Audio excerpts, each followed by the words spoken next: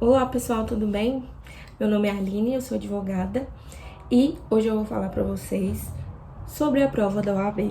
Eu sei que isso é tema angustiante para quem tá estudando, às vezes é quem já até formou, né? Para mim foi na época, assim, um assunto horrível, uma fase ruim, mas eu tô aqui para falar para vocês como eu fiz para ser aprovada, qual o método que eu acredito e passar algumas dicas sobre esse exame. Tudo, eu quero lembrar, né, que vocês já devem ter percebido durante o estudo que essa prova não mede conhecimento. Você não precisa dominar todas as matérias para ser aprovado. O que você precisa é saber fazer a prova. É diferente de uma prova de concurso, por exemplo, que mede mesmo o seu conhecimento e quer selecionar os melhores. A prova da OAB, como a gente sabe, ela não seleciona, você só precisa tirar o mínimo. E mesmo se você tirar só o mínimo, não tem problema, não tá errado, você não é pior que ninguém, porque ninguém vai perguntar quantos pontos você fez na prova. Ninguém quer saber, só quer saber se você tem a carteirinha ou não. Então, assim, dica número 1 é saber que a prova não mede conhecimento e você não precisa ser o melhor de todos. Eu sei que a gente fica apreensivo porque sem essa carteirinha a gente não pode trabalhar. Então, rola uma pressão, né, interna de eu preciso dessa carteirinha porque eu preciso começar a trabalhar. Só que depois que você tem a carteirinha, você vai ver que não precisava, que é um exagero, que a instituição também nem é. Corta. Enfim, não precisa sofrer tanto. Coloca essa prova no lugar que ela tem. Ela é só um instrumento para te ajudar a conseguir, te ajudar não, te garantir o exercício da profissão. Então, qual é o melhor jeito de se preparar para essa prova? Eu fiz a prova 3 vezes, se eu não me engano, acho que foi 3 só. Já até esqueci pra vocês verem como não faz diferença no final. E o que deu certo pra mim? Sempre tem aqueles alunos, né, colegas que não estudam nada e passa. Eu não acredito nessa máxima de não preciso estudar muito que vai dar certo. Não. Pra mim, eu sempre tenho que estudar muito e mesmo me preparando muito bem, é muito difícil eu conseguir o resultado que eu sempre coloco, que eu coloco a meta lá em cima. Mas tem dado certo. É isso. Eu fiz assim. Eu me preparei muitos meses antes, eu fiz um cronograma. Eu lembro que eu comprei um cronograma de questões. Eu fiz várias questões por dia. E no dia da primeira fase, eu me senti segura, fiz super bem. E no final, na hora da correção, não tinha chegado nos 40 pontos, né, que a gente precisa. Só que, na minha prova, no meu exame, teve várias questões anuladas que eu tinha respondido certo e no gabarito estava diferente. Então, algumas mudaram o gabarito e outras foram anuladas. E nessa leva aí, eu passei para a segunda fase. Eu entrei, passei para a segunda fase, né? Nessa segunda fase, eu tava, assim, decidida a passar, porque eu não tava mas suportando ouvir falar sobre essa prova. Então, o que eu fiz?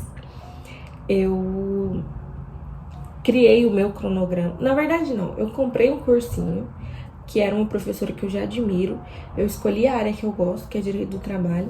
Procurei essa professora, que é a Ariana Linhares, pra quem não conhece, mas eu acho que todo mundo deve saber que ela é famosa. Eu adorava ela. Desde o começo do curso, eu assistia as aulas dela de trabalho. Então, eu decidi fazer o cronograma dela, o cursinho dela. Então, ela já entregava o cronograma. Aí, o que eu fiz? Eu já sei, assim, meu histórico emocional, psicológico. E eu precisava... É essa a prova que eu vou passar. Eu não aceito fazer isso de novo. Eu tava desse nível, sabe? Então, eu peguei o cronograma dela e imprimi. E eu falei, eu vou começar a terapia com esse objetivo de ser aprovada nesse exame.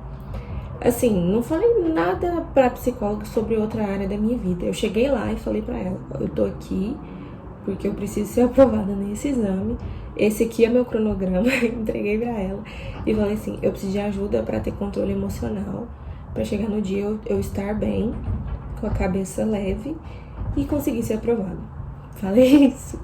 E aí ela foi trabalhando comigo semanalmente. Ela me perguntava como é que foi a minha rotina. Foi mais um safe place pra eu descansar a mente, sabe? Tudo que eu acumulava no pensamento, na cabeça, eu chegava lá, falava, esvaziava minha mente.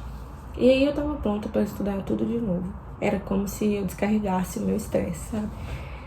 Ela passou uns exercícios de ansiedade e foi isso, deu tudo certo. Eu dividi minha rotina assim. Nos dias de semana eu assistia aula e nos finais de semana eu fazia simulado.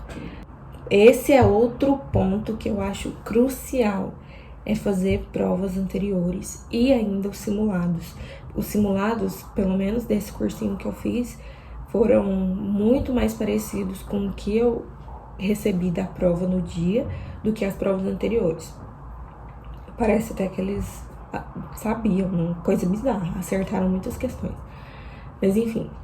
E o simulado costumava ser um nível acima da prova.